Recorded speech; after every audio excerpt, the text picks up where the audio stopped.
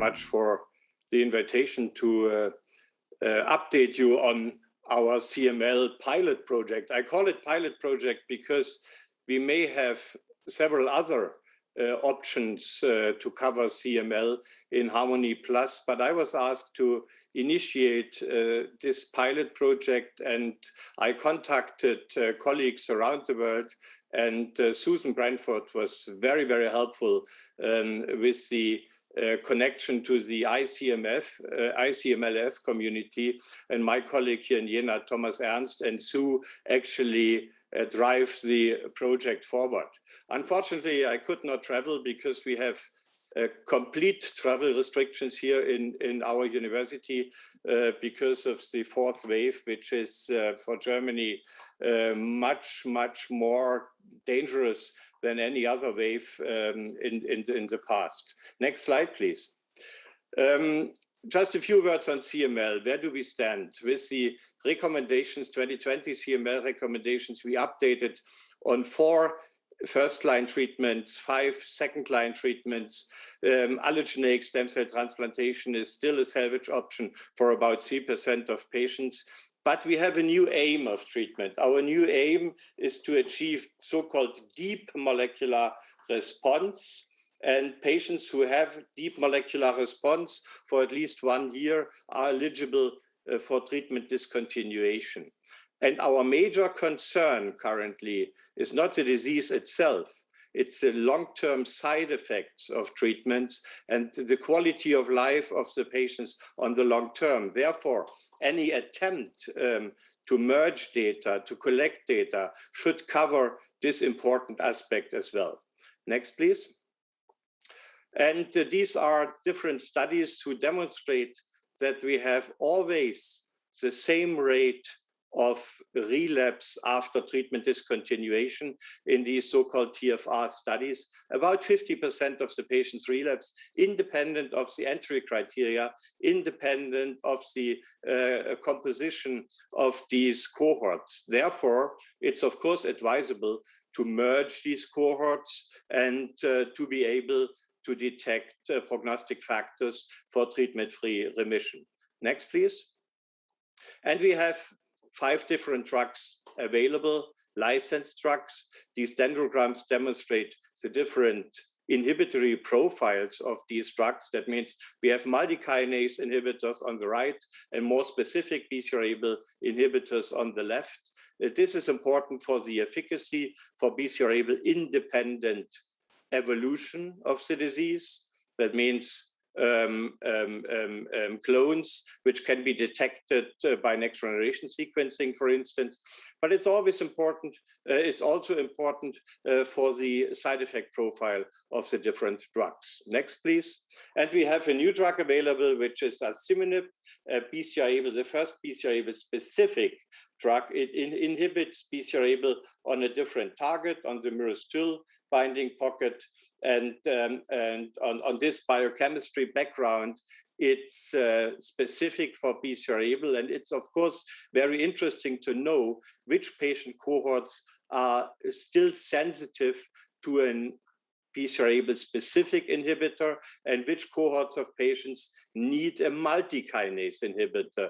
And that's still unknown, and this requires next generation sequencing and of course big patient cohorts to be able to discover, to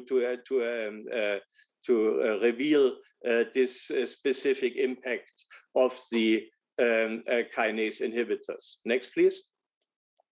So the challenge is for CML and for the molecular biology in CML that we see genetically defined subclones which involve during treatment leading to BCR-ABL reactivation. This may be BCR-ABL mutations, but also mutations outside of BCR-ABL. And the challenge for the TFR studies are that BCR-ABL stem cells may persist during BCR-ABL independent survival signals, and these survival signals should be revealed with next generation sequencing. Next, please. So, and we set up this proposal here, this project, which was granted for a harmony, and the major topics here are four. We have four work packages. First is to discover BCR-ABL independent mutations at diagnosis. Next, number B, is the evolution of BCR-ABL independent clones during TKI therapy. C, molecular aberrations during advanced disease, that means accelerated phase and blast crisis. And D, mutations on a single cell level to check the persisting stem cells in TFR studies. Next, please. So first, BCR-ABL mutations and diagnosis. There are several papers around which mention these mutations. We know that with some of these mutations, for instance, A6L1, the response is delayed. We have less patients with major molecular response with these mutations, but we have currently no impact on survival because, as you know, survival is very good with CML. We need a long-term observation to detect survival impact. But what we need and what is unknown, still unknown, is do these specific mutations have different impact on molecular response and on survival, on resistance? Therefore, we need large cohorts to reveal the specific impact of each different mutation. Next, please. Evolution of BCR-ABL independent clones. We have, and this has been published by Dennis Kim from Toronto 4 years ago.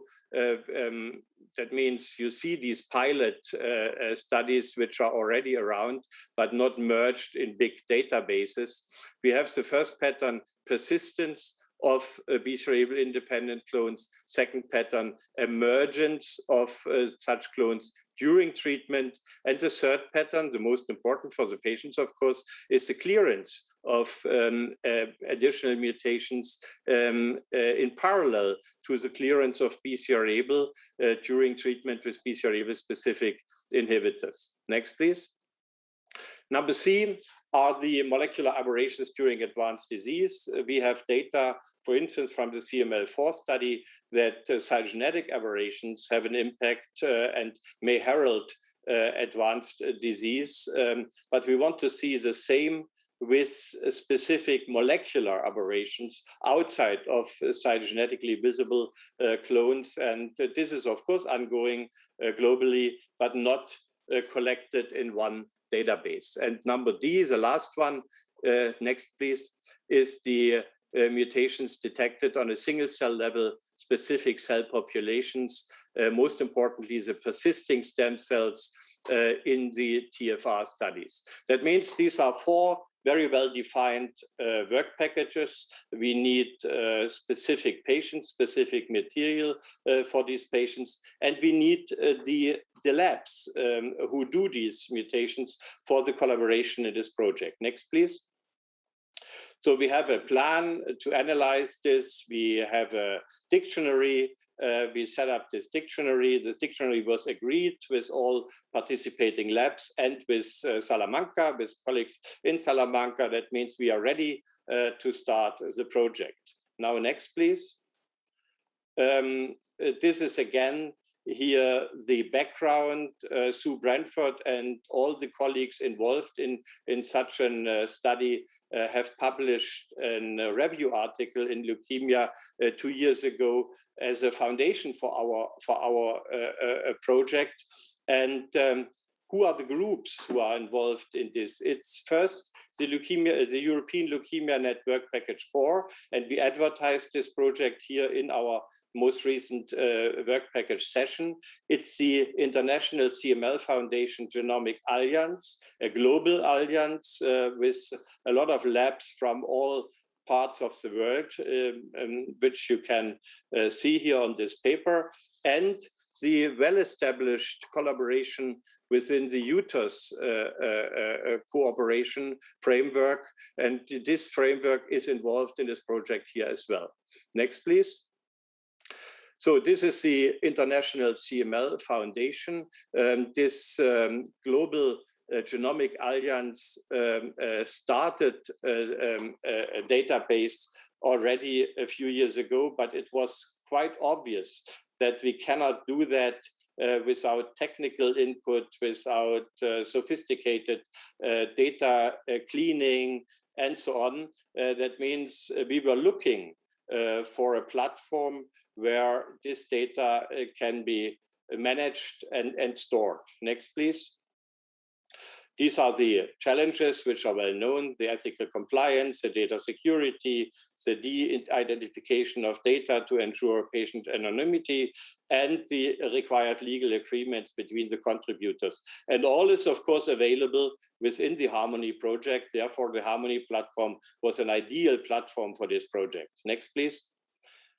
So the status, the current status is we invited these three groups. We defined the dictionary. We started the collection of annotated sequencing data, and we had meetings within these three platforms. Next, please.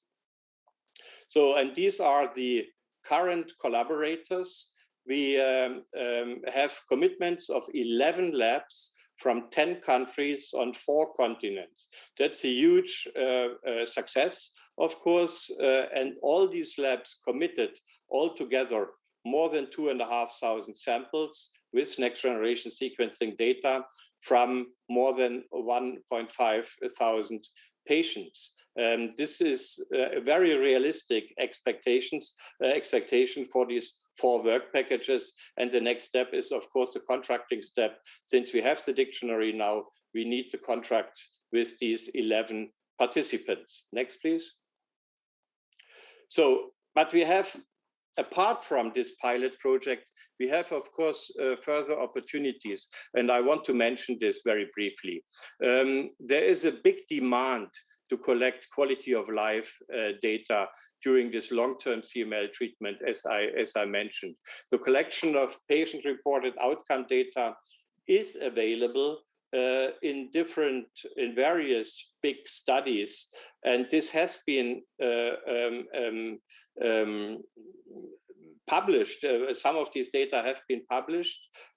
What I recommend is the cooperation with the UTAS registry, the cooperation with studies conducted by the pharmaceutical industry. I think that's really important. The pharma industry is supporting Harmony a lot. And it's of course, very difficult to understand that the CML studies which were performed by the pharmaceutical industry are not collected and not merged here in this platform. But we need also to cooperate with academic studies and also with registries. Next, please. So one example is the UTAS registry. We collected in the past from European countries more than 6,000 patients. All these patient data are in Munich, stored in Munich, and now sleeping after we established several scores, published a lot of data. But this study is for the comparison, of course, available. We just need to work with this study data. Next, please. One example is the famous ELTS score, which has been established from 3,000 of these patients. Next, please. And this is my final slide. I want to demonstrate with these examples which studies are available. We have the UTAS registry. We have several company studies with quality of life data. On the right, you see the questionnaire which had been used for the quality of life assessment in the pharmaceutical studies, but also in the academic trials. Some of these academic trials, like the German trials, for instance, here, need some time to be completed. That means we could merge this data not before 2023 because the studies are still ongoing. But I just wanted to demonstrate here that these studies are available. But next, please, we have still a black box. And this black box, I want to mention this here very, very frankly.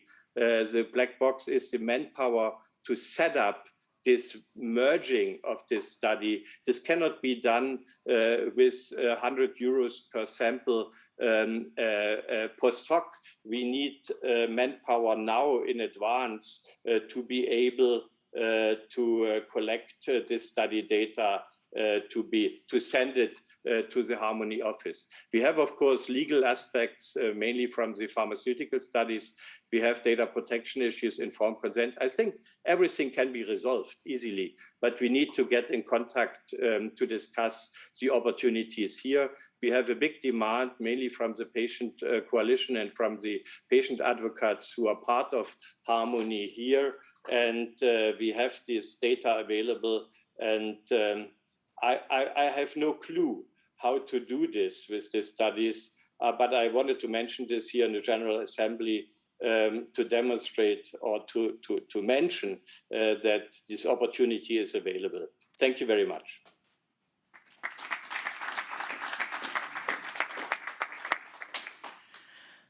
Thank you, Andreas. So, and as we made yesterday, we will do the discussion after the 4 talks, and I think it is, you have them showed that there are very, very good examples in how Harmony platform can contribute and can help to the cooperative groups to find a way to include the data in the platform and start to produce results. So let's move to the next talk. It will be performed by Professor Tiziano Barbui from Bergamo University. I hope that Tiziano is online. And hello, Tiziano. Good morning. Hello, I see you. How are you? I'm fine, thank you. Okay, great to have you here. And he will present the update about the other myeloproliferative disorders in Harmony Plus. Go ahead. Thank you so much for attending the meeting. Thank you for inviting me.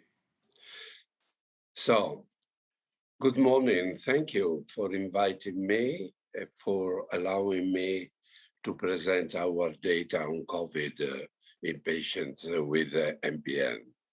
You know, MPN are rare diseases, so we need to have adequate numbers of patients to do studies in terms of prognosis, diagnosis, and also for therapy. I will present today results of one of the projects we are doing in the frame of European Leukemia Net. And this is a project that was endorsed by the Harmony Plus and the EHA. There are 2 factors that make MPN more susceptible than other diseases to coronavirus virus infection and associated clinical manifestations. Next, please. The first factor is the risk of infection in patients with MPN is particularly elevated. You see here, any infection, the hazard ratio was the double. Bacterial infection is also high, and particularly viral infection. And the highest is found in primary myelofibrosis. The hazard ratio is about 4, significant, elevated in all MPN subtypes, but particularly in myelofibrosis. Next. And among the drugs that can affect this risk, ruxolitinib is the first. Here you see here the effect of treatment of the risk of any infection in the MPN cohort during the last calendar period in the years 2006 to 13, and followed up this patient until the 15th is 4. So ruxolitinib is highly associated with this infection. Next, please. Another factor is the inflammation. You know that due to the driver mutation, JAK2 MPL CALR TETRAM2 mutation, the clonal myeloproliferation is sustained by this mutation, and in the same time, as a result of clonal myeloproliferation, many cytokines are released by the clones, leading to chronic inflammatory status in these diseases, particularly in myelofibrosis. At the same time, the inflammation can influence the clonality of these diseases. Next. And this has an impact on survival. We saw here that in myelofibrosis some years ago, the C-reactive protein, high sensitivity C-reactive protein, is associated with less survival in patients as compared with those patients without elevated concentration of C-reactive protein. So an impact on survival by inflammation. Next, please. Another impact of the inflammation is on thrombosis. You see here from this figure, you see platelets, leukocytes activated by JAK2 mutation. And as you know, the activation of this platelet induces inflammatory status, coagulative activation, and at the end, thrombosis. Next. So with this in mind, COVID can be prone both to infection and also to vascular complication. This is why we launched this study, MPN COVID study that was launched by ELN in March 2020 and endorsed by Harmony Plus and the EHA. There were 38 participating centers from Italy, Spain, Germany, France, Croatia, Poland, and the UK. We started by enrolling patients in the acute phase diagnosed from February 20 to June 20. In the first months of the infection. That was particularly violent in Italy and in Spain.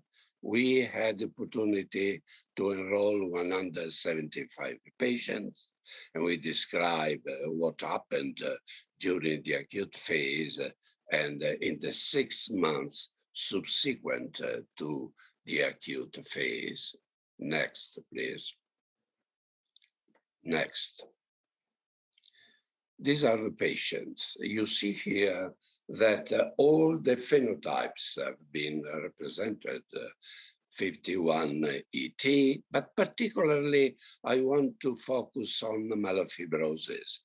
They were the majority, meaning that also in this series we confirm the highly vulnerability of myelofibrosis to get this viral infection. Patients' median age was 70. Hospitalization was present in 80% of these patients. At home, where 22% of patients followed at home comorbidities, were the typical comorbidities seen in this series in patients 71 old as a median, and what we see usually in MPN. Next. So in the first wave, we describe mortality, thrombosis, bleeding, and the post-COVID event. Just to summarize for you today, mortality in patients with myelofibrosis was 48%.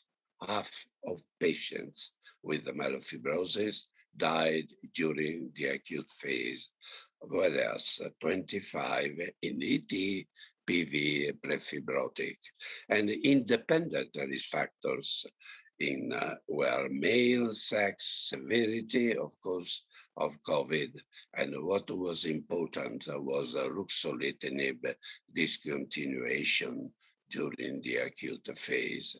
The second outcome was thrombosis, and we saw that the incidence was particularly remarkable in patients with essential thrombocythemia, 17% of these patients. This is typical for these diseases, and on the contrary, only 5% of thrombosis, mainly venous thrombosis, was seen in PV and MF. Bleeding was also high, 7% of this patient. This is a cumulative incidence of bleeding and also thrombosis, and was seen particularly in myelofibrosis. So thrombosis, particularly in the ET, and the bleeding in myelofibrosis. This was connected with thrombocytopenia, but also with some coagulative tests that were altered. Post-COVID, we observed the 6 months after the in survival patients of the acute phase, mortality, thrombosis, and what was interesting to know, the evolution of MPN. Some patients developed the transformation from the chronic phase to acute phase, namely acute leukemia and symptoms as well. Next. So at that time, when we examined the first wave, we were asked to continue the observation of this. We were asked by the ELN investigators, and we are pleased today to present the second wave, what happened in the second wave in terms of incidence of myelofibrosis, mortality. We wanted to describe epidemiology, to report also post-COVID sequelae, and to monitor the results obtained with some vaccines. Next. This is the second wave. You see here, after the acute phase that finished the recruitment of a patient in June, we continue to recruit a patient from June 2020 until June 21. And we enroll 300 additional patients, and some of them, 223, were followed in the next 6 months after recovering the acute phase. Next. The two waves of pandemic distribution, this is the first result. You see here, if you compare what we saw during the first wave, you see the distribution as a shape substantially similar in the two waves. What was different was the probability density of deaths during the first as compared during the second wave. During the first, deaths were concentrated in 2 months. On the contrary, in the second wave, you see here, the deaths were diluted over a period of around 1 year. But the shape of the curve is similar. Next. And compared to the first, the second wave had a significant improvement of survival. lower severity of acute infection, no MPN disease evolution after recovery, however, still thrombosis, but less frequent than after the first wave. The next question, vaccination. Next, please. So to date, we have 516 patients have been enrolled in our registry, in our study. But we could enroll a transfer to Harmony platform for the harmonization process, only a fraction of this, 30% coming from the first wave and 70% from the second wave.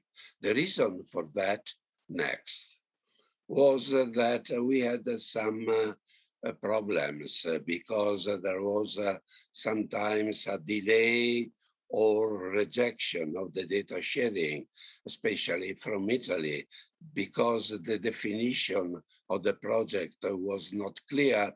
Maybe that was our fault of that, the objective as well, and also the data processing and data protection, especially from Italy, was quite different.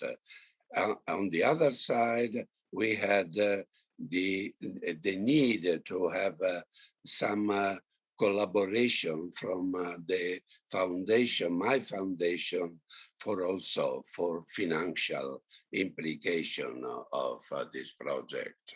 Next.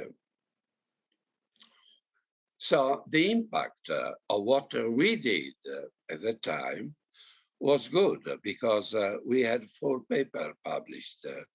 The first paper was published in leukemia, reporting the high mortality, and especially after abrupt withdrawal of ruxolitinib.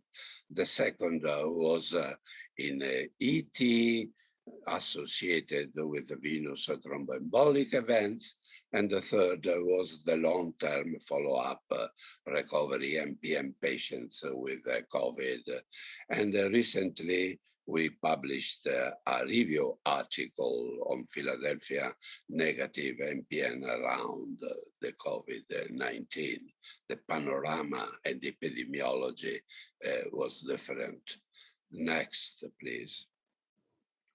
This had also an impact on the guidelines released by the American Society of Hematology, especially 2 questions. The first question was whether JAK2 inhibition with ruxolitinib should be stopped or not, because this was a frequently asked questions by hematologists. And from our data, they reported that may be deleterious to stop the ruxolitinib during the acute phase. It should be avoided if clinically feasible. On the contrary, concerning the ET and the thrombosis, the panel of these experts decided that we need some more information.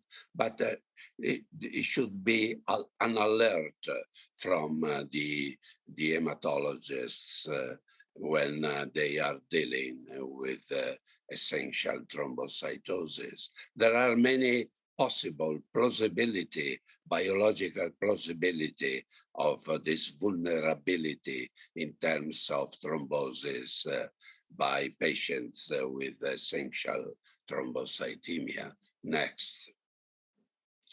Well, I had the pleasure, another impact, I think, important impact is that the second versus the first wave of COVID was accepted as an oral presentation during ASH.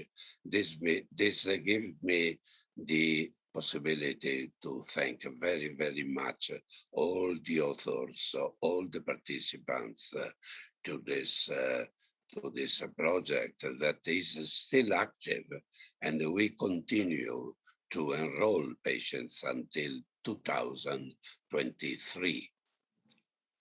Next, please. The outlook and next steps are the following. The end data inclusion that was scheduled for 22 will be amended, and the study will continue enrolling patients until 23. Evaluation of the outcomes related to vaccination are planned, and data on possible side effects will be requested.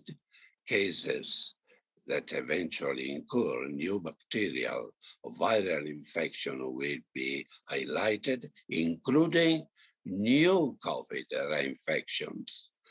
The correlation between the possible evolution from the chronic phase to the dysplastic or frank acute leukemia of the individual MPN phenotype will be described and analyzed, and a final evaluation of survival in patients who will incur COVID infection will be conducted at the end 2023.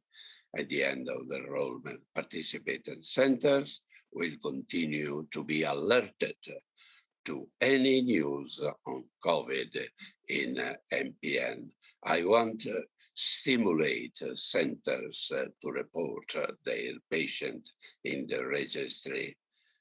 The registry will be checked periodically for any unexpected outcomes, and if deemed useful for the scientific community, results will be published as we did so far. Next. So just to conclude, I want to acknowledge, but before acknowledge people, let me make a consideration. What are the rules to guarantee the success of clinical research networks like this? I remind you that this network was organized for COVID in a dramatic period. During the acute phase of the infection, I started to elaborate this program during March 2020. The density of the infection and the density of mortality was particularly elevated, especially in Bergamo here. On the data, so to guarantee the success, I realized that you should collect a few but good data, clearly defined, relevant, and shared with your collaborators. And you should maintain a relationship with the centers. And of course, you should be transparent and always available. This is why next I will acknowledge the collaboration of all the European centers, my co-workers, and of course, patients and family, and you for allowing me to do this project. Thank you.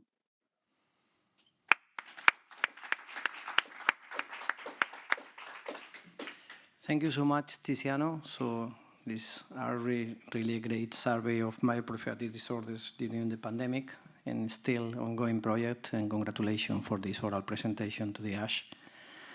So as we see, there are more and more involvement of Harmony in the really relevant and important meetings. So this is really great news. So let's move to the next speaker. It's my pleasure to introduce you to Andrea Kungen, a key opinion leader from Harmony project in myelodysplastic syndromes. I know that this is really difficult to be here in person, so I especially thank you because it was really, maybe today you cannot come here. So it was really, really very nice to have you here. Andrea, now, go ahead. Yeah. Thank you, Jesus, and good morning, dear colleagues. I'd like to present the data for the MDS group, and I'm doing this also on behalf of my colleagues Pierre Finot and Valeria Santini that cannot attend today, but will attend online. So the MDS project currently has two projects running.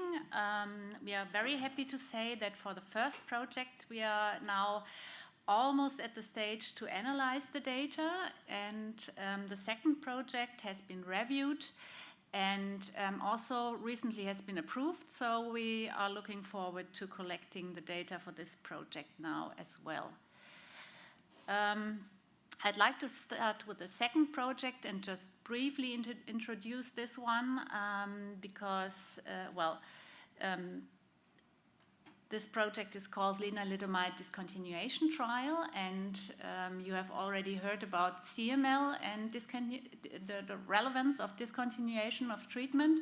And in MDS, we have a small group of patients where this possibility is also available. This concerns lenalidomide treatment, and patients that respond very well to this treatment can be discontinued after a while and may have a relatively long treatment-free duration. So these are very interesting patients to look at, and we will collect data from different time points at the beginning of treatment or before treatment, at time point of discontinuation, and then at relapse to see what patients really benefit from this approach. But this is only for MDS low-risk patients with deletion 5q. The other project that is a little farther in the development is the project on HMA treatment. This will, at the beginning, focus on higher risk patients and CML patients treated with HMAs, either alone or in combination, and also before or after transplant. And we also try to collect data from patients that received intensive chemotherapy to have a comparator for this treatment.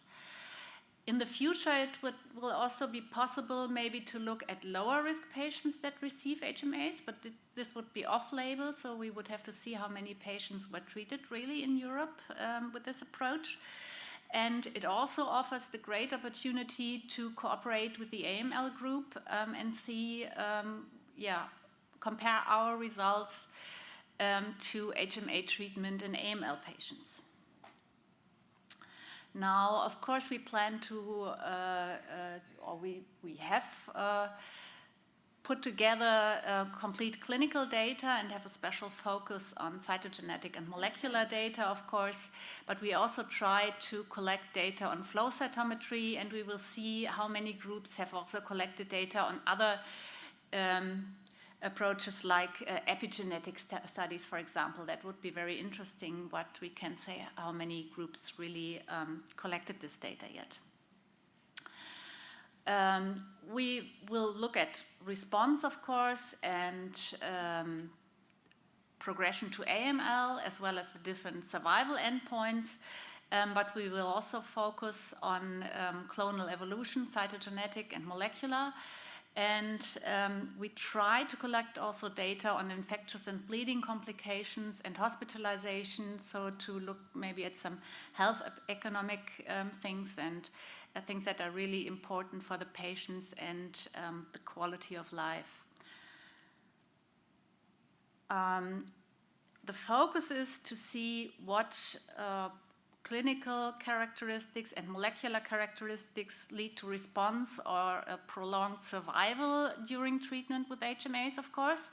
But we are also interested in the different kind of responses. What does it mean to achieve a CR, or in comparison, hematological improvement with stable disease with or without hematological improvement? What is the value of these different kinds of responses?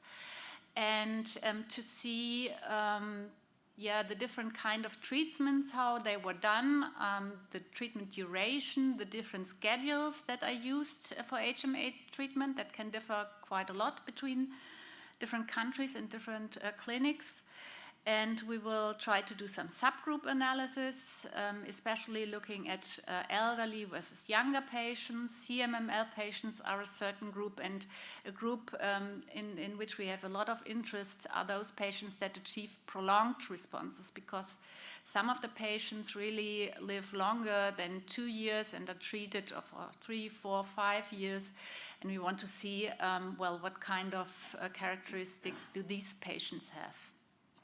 And then we also hope to answer a few transplant-related questions. Now, where are we standing now? You can see here how many patients have been included in our registry. And they are already, in the first row, there are those patients that are already transferred to the platform. Those are more than 10,000 data sets. And a number of them have already been mapped, especially those from the Spanish group and from Salamanca, but also from the Italian and the Düsseldorf group. The data is about ready to be analyzed. The other data has been transferred but not mapped yet. So this is a very time-consuming process, but we still hope to be ready to analyze the data at about, or start the analysis at the beginning of the next year. There's more data that is committed. Luckily, also there's data, for example, from Novartis, so that we are looking for. This data is already in preparation. And there's further data that is currently in the legal process, especially the data from the Latin American group. We are very happy that another large group is going to be added to our data set. But this is data that is not yet transferred. And also some groups have transferred data from whole registries, while other groups have transferred data that was for certain projects or for this HMA project. So we didn't know how many data sets were really on patients that were treated with HMAs. We just recently had a look at this data and got a first impression. And as it currently is, we have more than 3,000 patients that were treated with azacitidine for the analysis. And, well, unfortunately, only 75 patients currently that were treated with decitabine, but that was to be expected since decitabine, is not approved. But still, it's a very large data set of treated patients, and we think that it is very valuable because we can in the future use it for comparisons to other treatments. AZA is still the standard of care in MDS, and it is also in clinical studies usually used in combination with new drugs. So I think for a while this will be a very, very valuable data set for comparisons with new drugs in development. So what is our timeline? We plan to end the data collection for the first project at the end of the year or during the first months of the next year, and then start the analysis during the first half of the next year. We are currently meeting at regular intervals to plan this analysis, and we hope to submit an abstract to ASH next year, and then have a final manuscript ready at the end of next year. So, this is for the first project. I think the second project will be will evolve more quickly, since this only looks at a very small subgroup of patients, and the data collection has already started. So I think this will be also ready relatively quickly. And with the large data set we have now available, or will be available during the next year, with much more than 10,000 patients, then I think we can think of a lot of new projects. And with this, I'd like to thank you for your attention.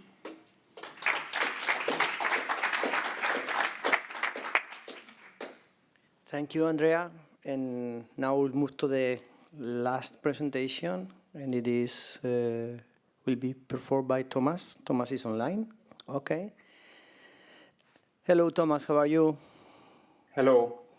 Thank you. I'm quite okay. Okay. So thank you for accepting the invitation to be a speaker at the Harmony and Harmony Plus General Assembly. So, and Thomas will provide an update of the non-Hodgkin lymphoma series of data in Harmony. And okay, so it's really a pleasure to have you. Unfortunately, not here, but I know that you do your best to be here, but it was really not possible to be at in the very, very last minute. Thank you so much for attending. Right. Thank you. Yeah, dear colleagues, I'm pleased to give you a short update on the Harmony non-Hodgkin lymphoma group. And as you heard, my name is Thomas Weber from the University of Halle. And I give this update, of course, on behalf of the KOL of this group, Martin Treiling, Silvia Montoto, and Frank Morschhauser. Next slide, please.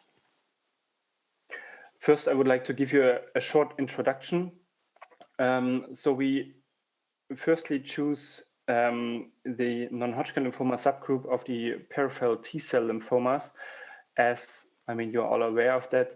This is a quite rare disease. It's very heterogeneous. We have about 26 different WHO subtypes. We have still a poor treatment outcome for most of these lymphomas with 5-year overall survival rates of about 35% under CHOP chemotherapy. Oh, I see this are the old slides, but okay, it doesn't matter. And we have now new treatment options emerging in some parts due to evolving molecular understanding of these diseases. For example, hypomethylating agents in follicular T helper cell lymphomas, or checkpoint inhibition treatment, or HDAC inhibitors as new possible treatment options. Our initial aims were to have kind of integrated analysis of molecular and clinical data to, of course, identify prognostic and potentially diagnostic subgroups. To give you an idea, we aim to see these different mutation patterns in T helper cell, PTCL, to see what impact would be in different combinations of this mutations on prognosis. Regarding the theranostic aspect, we wanted, for example, to identify factors for HDAC response. As we see, we have a quite moderate response to HDAC inhibitors, but there are some patients with really long remissions, and it would be great to use a large data set to identify factors for that. We also were interested to identify kind of CHOP resistance signature. As I mentioned, 1/3 of this lymphomas are primary refractory, usually to CHOP-based chemotherapy, and it would also be interesting to identify this patients not responding to CHOP. And we also wanted to develop an engineered clinical and molecular prognostic model, kind of IP plus X, for PTCL and different PTCL subgroups. Next slide, please. So far we identified 16 PTCL datasets with kind of expected molecular data. You see there's quite a broad definition of molecular data into having like FISH data, of course, gene mutations, protein expression, and karyotyping.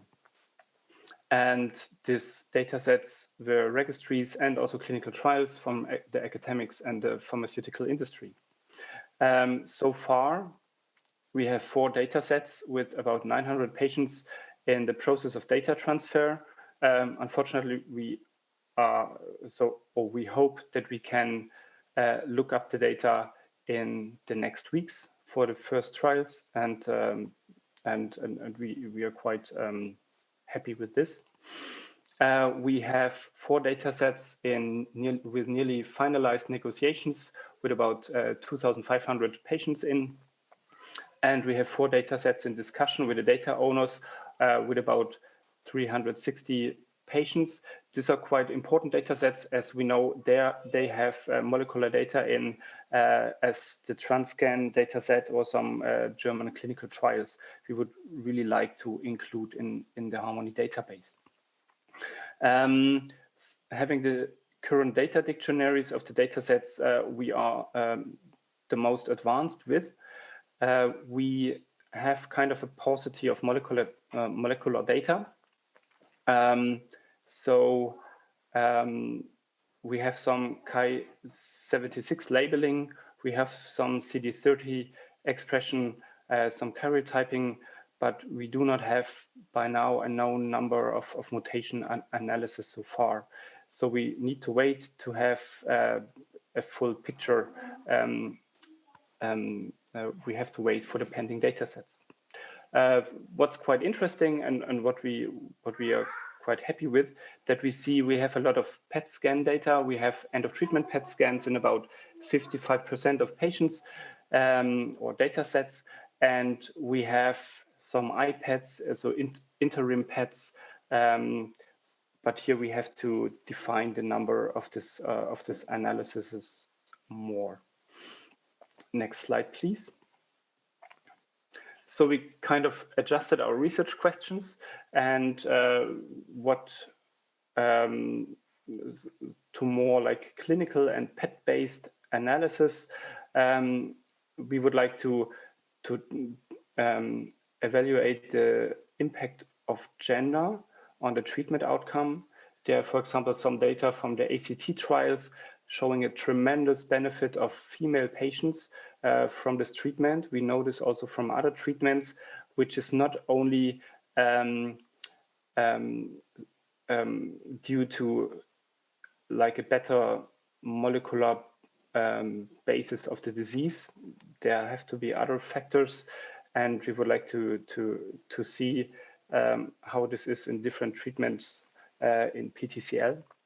We also would like to look for the PET treatment, PET CT scan on the end of treatment and its impact on prognosis and survival.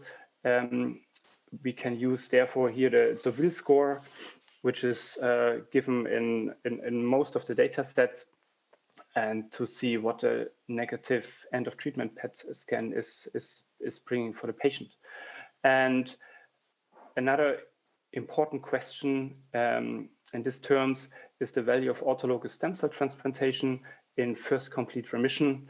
We would like to do this analysis on CT-based and PET-based patients, as it's not really clear if we need, in a complete remission, if we need autologous transplant or not.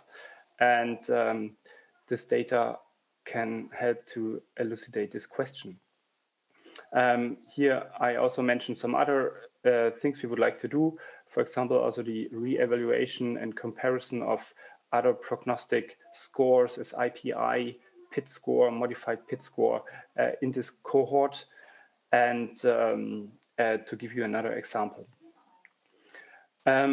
if we have at least 200 to 400 cases with available molecular data, of course, we would like to go for our initial aims to develop an IPI plus X molecular marker score, and to go ahead with the other mentioned aims of the project. Next slide, please.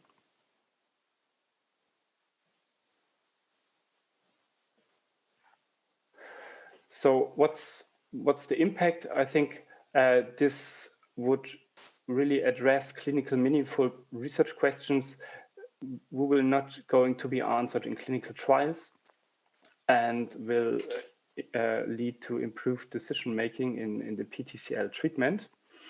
And now I would like to have the next slide, please. Our roadmap, it's the old version, sorry, it's quite detailed. So to bring it to the big points, regarding the PTCL cohort, we aim to have the first analysis finished in Q3 of 2022, and to also send this to ASH and then finalize the publication. If we are able to integrate data sets with molecular data, then we will use the rest of the project to analyze and publish this data also. And secondly, I didn't mention it by now, but there are also activities to have the DLBCL entity included in Harmony. We had a lot of discussions with, for example, Georg Lenz or Björn Chapuis and some French colleagues to also introduce the DLBCL cohort in Harmony. And we had some research questions which need to be redefined, and this is the aim within the next 3 to 4 months, and then to identify also here data sets and bring this DLBCL cohort running. And now I'm at the end, and I thank you for your attention.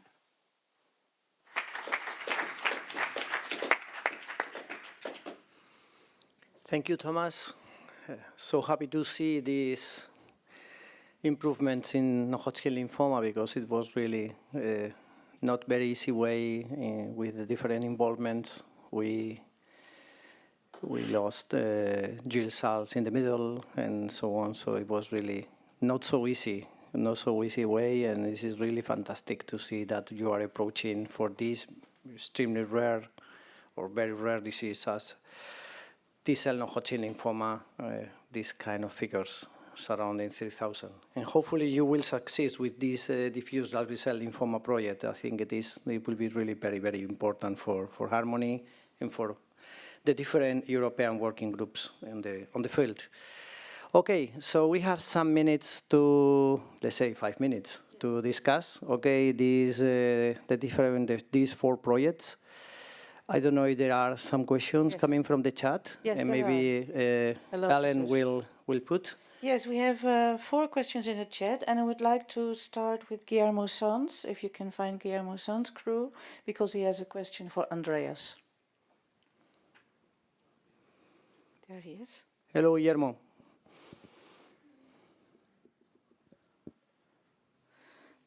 Can you unmute him? No. Okay, now. There. Nice. I was muted. Can you hear me well? Yes. Well, no. My question for Andreas and is really a comment, and it is that Harmony fulfills all the regulatory issues in the European Union concerning data protection of the patients, and the consent in form is not required for registries. It is obviously available in clinical trials coming from the pharmaceutical industry, and we think it is also available for clinical trials coming from the public side. So in this regard, I think there is no issue for including the data in the data lake of the Harmony project. Guillermo, that's quite clear for us, absolutely. What I wanted to highlight is that we focus now on our pilot project and want to bring this forward with all what you said, all these regulatory aspects, all is set. That's clear. We need just the contracts with the 11 participants. That's ongoing. But what I wanted to highlight is that we have big studies in the background. But to put these studies together, we need to contact all the PIs, and we need to contact, of course, the statistical managers. That means each of these studies has a statistical team where the data is now stored. And for that, and everybody, of course, asked for manpower, yeah, and that's the current hurdle which we face, that we need to bring this together. For instance, the UTAS data, the 6,000 data sets in UTAS are in Munich, but the colleagues in Munich cannot work with that without some support. They need the support in advance, not after the submission of the data. That's the current status of the discussion. We are quite willing, we are very, very willing to submit study data with, of course, and this was the point, with quality of life data from the patients, which was the demand from the participants, from the patient coalitions, absolutely understandable. Because in our molecular project, of course, quality of life is not the major point and not collected. That's available in the study data. And I just wanted to mention this here because to start such a big project, we need a bigger discussion with the office in Salamanca. And then, of course, it will be possible. Absolutely. I'm very positive with that, but we need some preparation for that. Thank you, Andreas. No, I fully understand your point, Andreas, and I think it is totally so. The question regarding the signature of 11 different contracts is always matter, and it's taking some delays. Regarding the other point about UTOS registry and so on, I think we are now ready to help and to help your statisticians in the way that they can transfer the data in the, let's say, library preparation of the data and so on. We have learned many things coming from the other analysis and the other projects, and maybe it's just to be in touch and to put in touch your statistician at the UTOS and our statisticians and our data managers. So I think it is possible to do and to go in this direction and to be quick. I hope. Yeah. Andreas, we are already well ahead with Firman, with transferring him a certain amount of money so that he can work on the UTOS data. I think this is almost complete, and we just are waiting for the response from Firman. I can support this. I'm in contact with him, and that's what he mentioned. That means it's very, very good, very positive. Thank you. Yeah, okay. And another aspect I just wanted to mention, the data by Brentford on somatic mutations are not really new. Already 10 years ago, there was a publication with a similar outcome by the Haferlach group. You may even have been involved. And I think there should be, with MML, a number of patient sets, data sets available on somatic mutations in CML on the basis of sequencing data. And I think it would be worthwhile contacting them. Maybe they can provide data ad hoc with a long follow-up, and this might strengthen your project. We are in contact. Okay, thank you. Yes. Another question from the chat. Exactly, that is Jan Geisler, from Leukanet, and he will be zoomed in or be Jan. Any minute. Yep, there he is. Hello, Jan. How are you? Hi, everyone. Sorry, can't be in Denmark. I would be so happy to be with you. Actually, I also just had a comment. It was following also the discussion between Andreas and Guillermo. It's about the data anonymization procedure. I just wanted to highlight that Deliver 8.05 that the Harmony Consortium has worked hard on in terms of GDPR compliance and all the ethical issues about the use of data, so retrospective use of data without reconsenting individuals has been solved with the legal office and the ethics committee in Salamanca.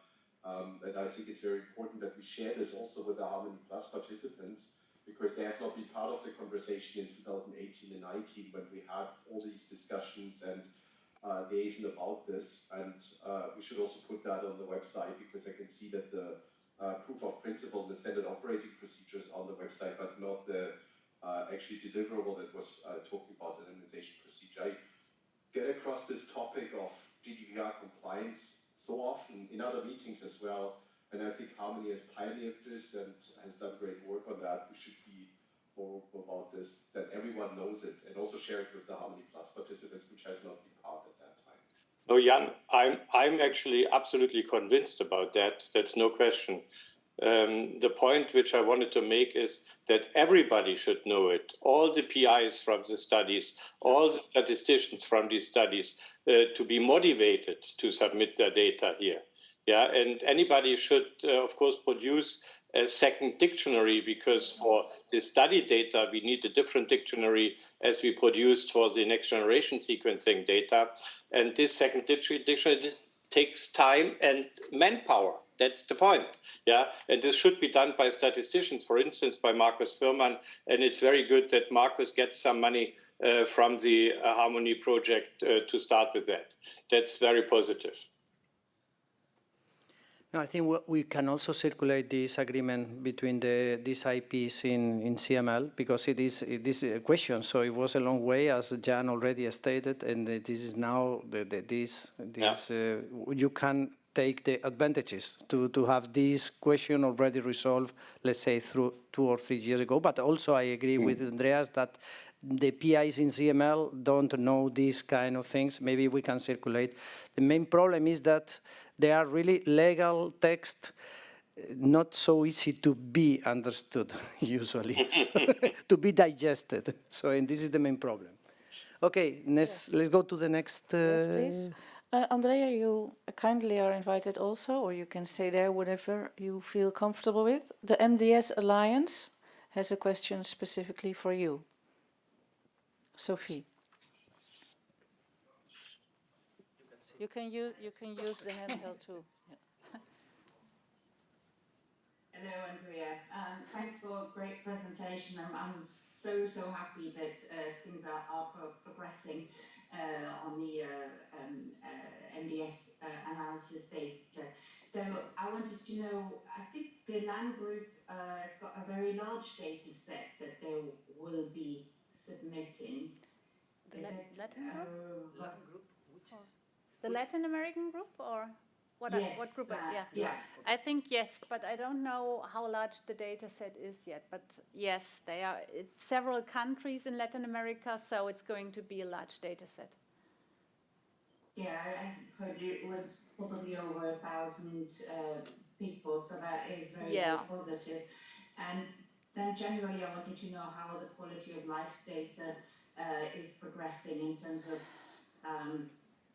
information that we have. Having spoken to some people, I know that there wasn't any quality of life data included in some studies, so it makes us a little bit concerned. Yeah, I very much understand your concerns, and we are not so happy that we don't have a lot of quality of life data. I don't have numbers currently. I really just have numbers how many patients were treated with azacitidine and decitabine, and we haven't analyzed the data yet. But the data we currently have is mostly real life data. We haven't got a lot of trial data, so most registries until now haven't collected the quality of life data. So it's very likely that we won't have in this data set so much quality of life data. But I don't have any numbers currently. Sorry. Pierre Fenot just add something in the chat. Maybe you would like to present him. Yeah, I think so. In the meantime, I would like to tell you that Professor Baboui and Weber is also still online. So if you have a question for them, we can talk to him. Pierre Fenot. Yeah.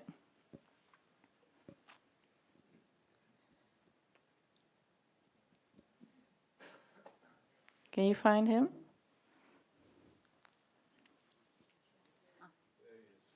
Yep. Thank you very much. Hello, Pierre. Hello, Pierre. You have a question for me, or? No. Well, actually, you posted something. It's unclear in the Latin America database. Yeah. Maybe you would like to elaborate? No, I'm just saying that some countries submitted just their HNA patients, like we did. Yeah. Others submitted all their patients. So, I mean, of course, it's very different. And for example, we have two projects, and we have one on HMAs and one on del5Q. So, of course, a large number of patients does not give an indication as to the number of patients will be included in those two projects. That's true. Yeah. I have no more questions here. Yeah. Andrea, thank you very much. Sorry. Can I ask a very naive question to everybody?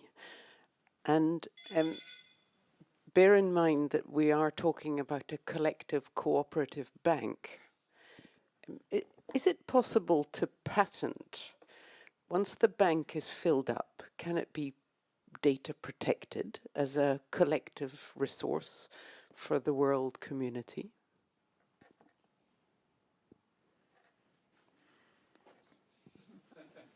I mean, I know the academic medical sector can't reply to this. Do you think this is a really naive question? Well, of course, well, I don't know, that's up to you to judge, Jesus. But we do need to think of a sustainability model, and listening to all of you. Yeah. The question is for the ethics, the data protection sector, and I don't know if any of them are present today, but I would just ask you to let it mature in your minds. Well, I think it is. It was really. So the rules for the data that we are collecting right now is so the agreement with all the data providers is a 5 years agreement for a 5 years project and a prolongation of 10 additional years.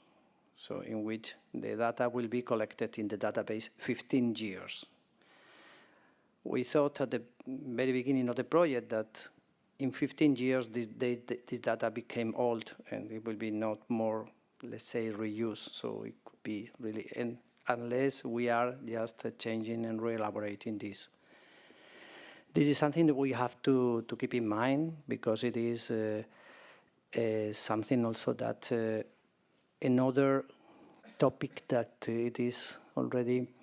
was already discussed and agree with the different data providers is the ownership of the data remains on the data providers because it is not a way to so Harmony and Harmony Plus are the owners of the results coming from the joint of all of this data that we have. And in that kind of conditions, it is something to be explored. And regarding this sustainability and so on, IMI office is going to do a kind of focus meeting in Big Data for Better Outcomes project, in which we will have the opportunity to listen to all the legal issues regarding your suggestion and any other potential suggestions regarding sustainability of this kind of platforms. So, but this is not, it's absolutely not a naive question. The reason I ask it is that in another EHA scientific working group, the ESLO group, we have collective data protection of collectively produced. It's not data protection, it's protection of a process. So there is already precedent in an EHA scientific working group, and that should be borne in mind with discussions with IMI. Mm-hmm. Could be, yeah. Actually, we okay, have, again, Sophie and Pierre Fenot reply on the chat. Sophie mentioned, is there any chance, to include the loose Batacept data soon? And then Pierre Fenot replied, good idea, Sophie. So we're bringing in Sophie. Let me see, Sophie, if you would like to repeat the question, or if we ask Pierre to repeat the answer for everybody to know what's going on in the chat. Maybe I can just make it a bit more precise. I was asking specifically about luspatercept because there's so much uncertainty around the response rate, and that is a particular problem in HTAs. So to my point yesterday about linking harmony data for use in HTAs, that would be particularly important. in order to reduce the uncertainty that HTAs encounter, and the fact that some countries may not submit, or some drugs may not be submitted to HTAs because of the uncertainty level. Well, just to add a few words, Yeah. I don't know what the availability is currently in most European countries. For example, in France, it will be available early next year only, although it was approved something like 18 months ago, and well, I don't know for other countries. Yeah. So we have to. It's a good idea indeed to start a project. Because we'll soon have a lot of patients. What's going to happen, by the way, is that all our sideroblastic anemia patients will probably start all at the same time treatment early next year. Fortunately, in France, the drug has been approved for use at home.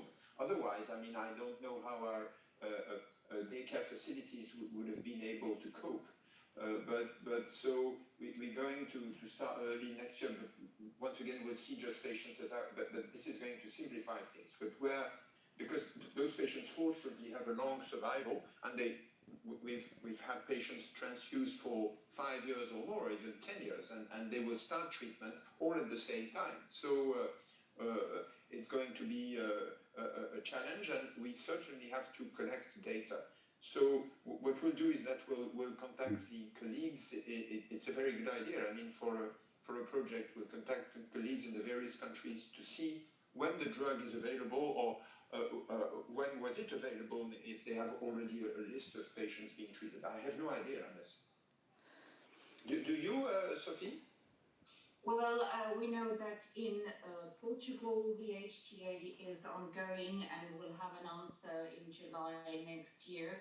The Canadians have just gone through their HTA, and the response is that they will have to submit data or the approval for each patient will have to be in 6 months chunks, so they will have to resubmit each time an authorization to prescribe.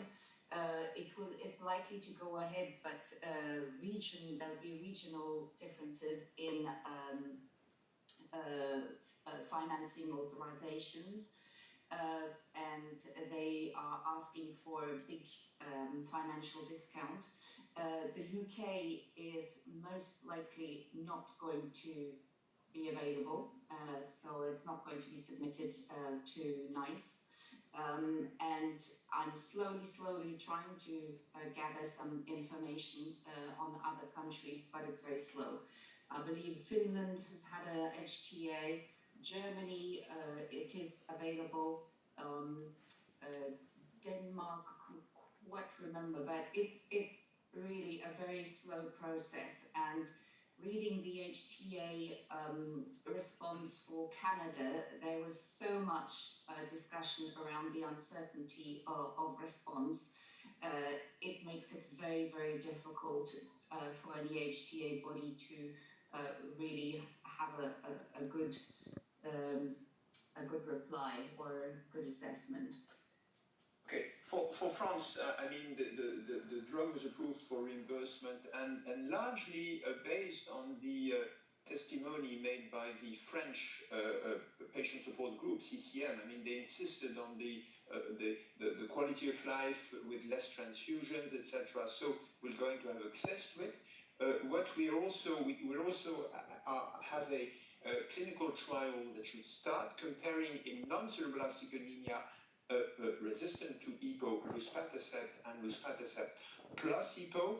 So there will be a phase 1 study, luspatercept plus EPO. If there are no side effects, which we believe will be the case, then patients who are on luspatercept for sideroblastic anemia in the approval and who fail treatment after a few months will add EPO in a registry, because this is not going to be a clinical trial, and to see if there is an additive or even synergistic effect, as you know, occurred with lenalidomide in non-del5Q patients. I mean, lenalidomide plus EPO does better than lenalidomide alone in patients resistant to EPO. So we hope we're going to see the same, because we can anticipate response rates of 45% also with luspatercept alone. So hopefully we'll do better with the combination, but we must first check that it is non-toxic, which is probable, but we have to check that in a phase 1 study on another trial in non-cereblastic anemia. Okay, so thank you so much for this really interesting discussion. And if there are no further questions, two more questions. We are, having a deadline. I think in a couple of minutes we have two questions. The first one is from Jan Geisler and the second one is from Guillermo. Okay. Yes, and I think that's it. Okay. Thank you. Thank you so much. I actually have two follow-up questions, and I'm very happy to hear that some resources could be mobilized actually to support Markus Fuhrmann's work. This is fantastic. My question would be, if we want to drive forward the pro-data studies or research in Harmony, and I totally acknowledge it's a lot of work to contact investigators, identify the studies, work up the data, put it up on the platform, and so on. So my question to Andreas would be, what would be the, let's say, the range of resource or funding required to do this? Because maybe we could fund that from CML Advocates Network or Leukanet, because this research is so important to us. And if that's the problem, I'm happy to fund somebody who could actually do the work. But I just don't have somebody at hand in our organization who is scientific enough to do that. That's question one. And question two is probably to the industry people in the room, because Novartis, Pfizer, and BMS are all very proud consortium members of this project. They all have very important studies in CML, which all have quality of life data with FACLOI and with ERTC and with MDASI scales. We're very keen to have that data. So how can we mobilize Novartis, Pfizer, and BMS to provide that data into the Harmony platform? That's my second question. Thank you, Jan. Andreas. Yeah, first question is for me. I estimate you mentioned the work which is needed, all the different positions. I think for 1 year, I think this should be feasible to bring everything together and to prepare a dictionary which covers all the questions in the different studies. And of course, the very, very large databases on patient-reported outcome data. Position for 1 year. Okay, so is there any member of Novartis, BMS, or Pfizer that want to reply to Jan Geisler's question? This is Pierre Fenot. Can I say a few words about quality of life and PROs? Yeah, of course. Okay,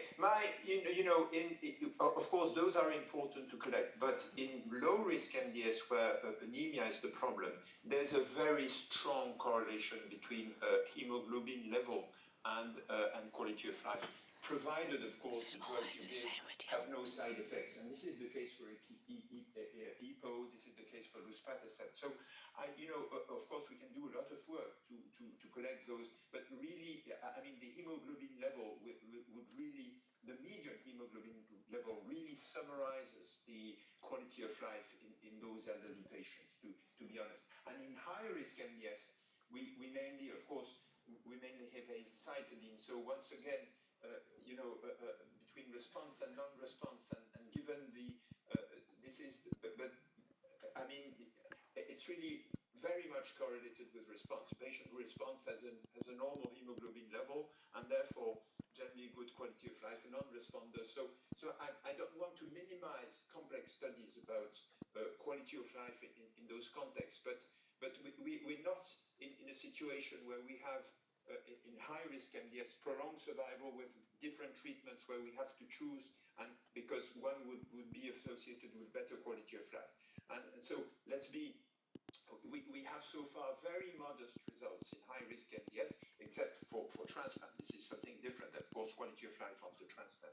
So that's what I'm saying. What we need is treatments that prolong survival. It's the issue here, and potentially by combinations. And that would be a big question.